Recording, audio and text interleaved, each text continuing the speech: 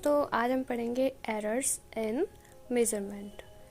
तो उसके लिए हमें पढ़ने होंगे यथार्थता। यथार्थता क्या होता है? हम वास्तविक मान के जितने करीब होंगे वह मान उतना ही ज़्यादा यथार्थ होगा। मतलब हमारा जो वास्तविक मान है और जो अपने माप निकाला है, जैसे हमने किसी वस्तु का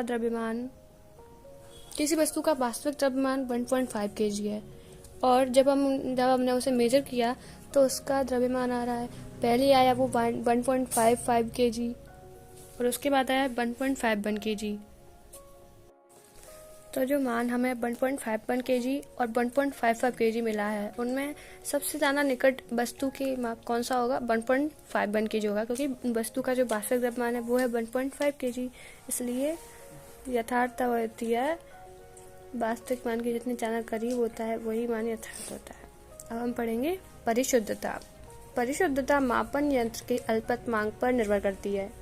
जिस मापन का यंत्र का अल्पतमांक कम होगा, उससे ली गई माप की परिशुद्धता उतनी ही ज़्यादा होगी। परिशुद्धता को समझने के लिए हम पहले पढ़ेंगे अल्पतमांक।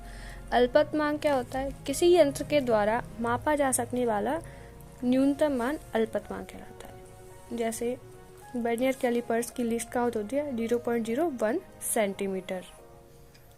यानी कि अल्पतमांक वह मान होता है जिससे कम वैल्यू पर हम उस का मापन नहीं कर पाएंगे। अब हम इसे एक एग्जांपल से समझते हैं। यदि हम 0.1 सेंटीमीटर मीटर स्केल तथा 0.01 सेंटीमीटर वर्नियर कैलिपर्स वियोजन वाली दो अलग अलग युक्तियों से हम निश्चित मोटाई का मापन करते हैं, तो पिछले वाला अधिक परिशुद्ध माप देगी, क्योंकि 0.01 सेंटीमीटर से अगर किसी की वैल्यू कम है तो वो उस यंत्र द्वारा नहीं शो करी जाएगी। What is accuracy? Accuracy is the degree of closeness between a measurement and its true value. Accuracy एक डिग्री होती है क्लोजनेस की, जिसमें जो मेजरमेंट और ट्रू वैल्यू, मेजरमेंट जो हमें मेजरमेंट करके प्राप्त मिलती है वो वैल्यू हो गई, और ट्रू वैल्यू होती है जो उसकी रियल वैल्यू, एक्चुअल वैल्यू होती है, उसे बोलते हैं ट्रू वैल्यू।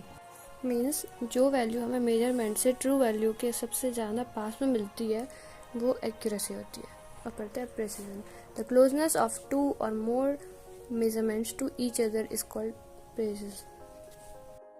मीन्स अगर हमारा मेजरमेंट में एक एपरेटस का लीस्ट काउंट है 0.1 सेंटीमीटर और दूसरे एपरेटस का है, जैसे वर्नियर कैलिपर्स है, उसका लीस्ट काउंट है 0.01 सेंटीमीटर, तो वर्नियर कैलिपर्स वाला अधिक प्रेसिजन होगा इस केस में।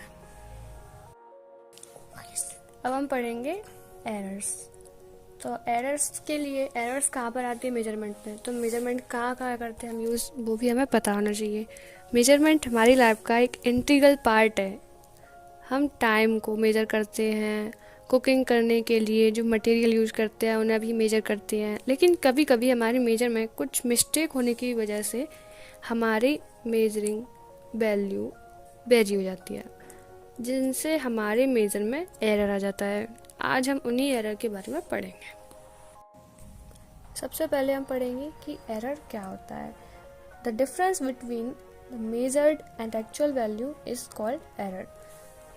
मेजर्ड वैल्यू और एक्चुअल वैल्यू क्या होती है? मेजर वैल्यू जो मेजर करने के दौरान मिलती है और एक्चुअल वैल्यू हमें गिवन होती है। अब हम पढ़ेंगे एरर के types. Gross error. Gross error क्या होता है?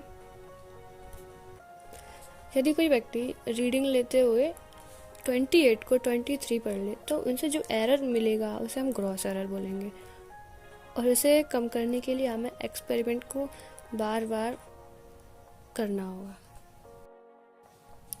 Random error. When repeated measurements of the quantity yield different results under the same condition. यदि हम किसी एक्सपेरिमेंट को रिपीट करते हैं तो उसमें हमें सेम कंडीशन में डिफरेंट रिजल्ट मिलता है हर बार। जितनी बार हम उस एक्सपेरिमेंट को करते हैं तब हमें अलग अलग रिजल्ट मिलता है, तो उसे हम रैंडम एरर कहेंगे। रैंडम एरर एपरेटस के फ्लक्चुएशन के कारण भी उत्पन्न हो सकती है, जैसे किसी टेम्परेचर फ्लक्चुएट करता है, voltage supply. Third and last type, systematic errors. इस टाइप के एरर एक्सटर्नल कंडीशन के इफ़ेक्ट से भी उत्पन्न होते हैं, जैसे टेम्परेचर, प्रेशर और ह्यूमिडिटी। यदि हमारे एपरेटस में करंट फ्लो ना बंद हो जाता है तो हमारा एपरेटस फ्लक्चुएट हो जाएगा और उसके कारण जो हमें एरर मिलेगी वो होगी सिस्टमेटिक एरर। त्रुटियों के प्रकार। स्थूल त्रुटि, मापनकर्ता की असावधानी के कारण होने वाली त्रुटि को हम स्थूल त्रुटि कहते हैं, जिसके एग्जाम्पल हम पहले ही दे चुके हैं। यादृच्छिक त्रुटि वह त्रुटि जो अनियमित एवं अचानक होती है, यादृच्छिक त्रुटि कहलाती है। ये क्रमबद्ध त्रुटि, यह त्रुटि एक ही दिशा में होती है और इसके कारण ज्ञात होते हैं तथा इन त्रुटियों को कम किया जा सकता है।